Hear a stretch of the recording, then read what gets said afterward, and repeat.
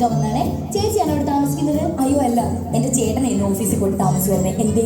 അയ്യോ, ഈ പറഞ്ഞ കോമഡി ഞാൻ ആ പ്ലാസ്റ്റിക് വേസ്റ്റിന്റെ കൂടെ ഇട്ട് കത്തിച്ചോട്ടെ, അല്ലെ അവിടെ കിടന്ന് ചീനി നാറും. അതെ, നിങ്ങളുടെ വീട്ടിൽ മാലിന്യം കുമിഞ്ഞു കൂടി കിടക്കുന്നു എന്ന് കേട്ടു. ഏത്? അപ്പുറത്തെ വീട്ടിലെ മാലിന്യം? അവളെ ഈ 7 അയലോക്കത്തിനാ കൊണ്ടുവരത്തില്ല. പിന്നല്ല എന്റെ വീട്ടിൽ കുമിഞ്ഞു കൂടി കിടക്കാൻ ഓ, മാലിന്യം കുന്നുകൂടി കിടക്കുന്നു. ഈ 2 സെന്റിലോ? എന്റെ ദൈവമേ, നിങ്ങൾ ഈ പാലിന്റെ കവറൊക്കെ എന്തുവാ ചെയ്യുന്നേ? സോറി, ഞങ്ങൾ കവർ പാല് കുടിക്കാറില്ല. ഞങ്ങൾ പശുവിന്റെ വീട്ടിൽ നിന്ന് കറന്നെടുത്ത് ശുദ്ധമായ പാലേ കുടിക്കാറുള്ളൂ. നിങ്ങളുടെ കറവയൊക്കെ എനിക്കറിയാം. പശുവിന്റെ പടമുള്ള കവറും പാലെടുത്ത് അതിന്റെ മൂലയ്ക്ക് ഓട്ടാക്കി കുശൂ കുശൂന്ന് വലിക്കുന്നതല്ല നിങ്ങളുടെ കറവ. നിങ്ങൾ ഈ പ്ലാന്റ് എവിടെ ഒന്ന് കാണിച്ചത് കണ്ടിട്ട് ഞാൻ പൊക്കോളാം. വിരോധമൊന്നും തോന്നരുത്. ആകെ ഇവിടെ ഒരു പാൻറ്റേ ഉള്ളു. ആ പാൻറ്റന്റെ കെട്ടും ജോലി കിട്ടുകൊണ്ട് പോയി. ഈ 2 നിക്കറുണ്ട്, അത് മതിയാവോ?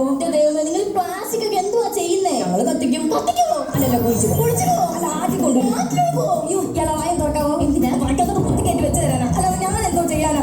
സ്ത്രീ പ്ലാസ്റ്റിക് കത്തിക്കുന്നത് വിഷുവാണ്. വിഷു അല്ല, വിഷം. പ്ലാസ്റ്റിക് കത്തിച്ചതിന് പുക അന്തരീക്ഷം ചെന്ന് അത് തിരിച്ചു വന്ന് നമ്മൾ ശ്വസിക്കുമ്പോൾ നമ്മുടെ ശരീരത്തിന്റെ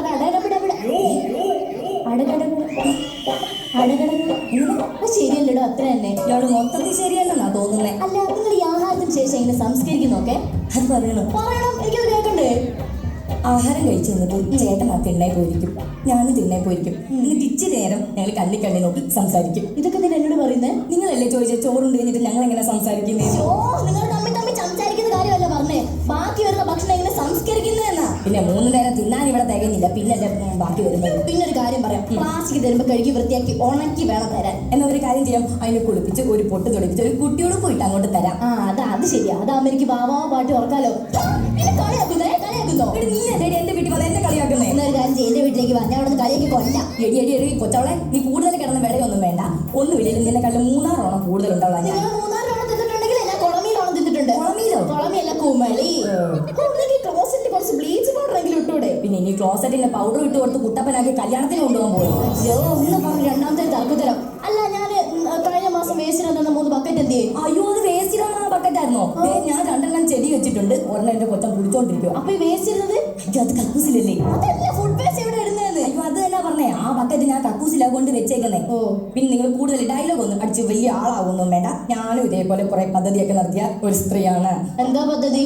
1000 പെണ്ണുങ്ങൾ 5 മിനിറ്റ് കൊണ്ട് സംഘടിപ്പിച്ച് തിരുവാതിര വരെ നടത്തിയിട്ടുണ്ട് ഞാൻ. 1000 പെണ്ണുങ്ങൾ 5 മിനിറ്റ് കൊണ്ടോ? അതെങ്ങനെ? ഞങ്ങളുടെ കുടുംബശ്രീയുടെ വാട്സ്ആപ്പ് ഗ്രൂപ്പിൽ ഞാൻ ഒരൊറ്റ മെസ്സേജ് ഇട്ട്, രമണിയുടെ മോള് ഒളിച്ചോടി പോയിട്ടുണ്ട്, ചെറുക്കൻ ആരാന്ന് അറിയണമെങ്കിൽ ഇപ്പൊ താഴെ ഗ്രൗണ്ടിൽ വന്നാൽ പറയാമെന്ന്. 5000 പെണ്ണുങ്ങൾ ആ സ്പോട്ടിൽ വന്നത്.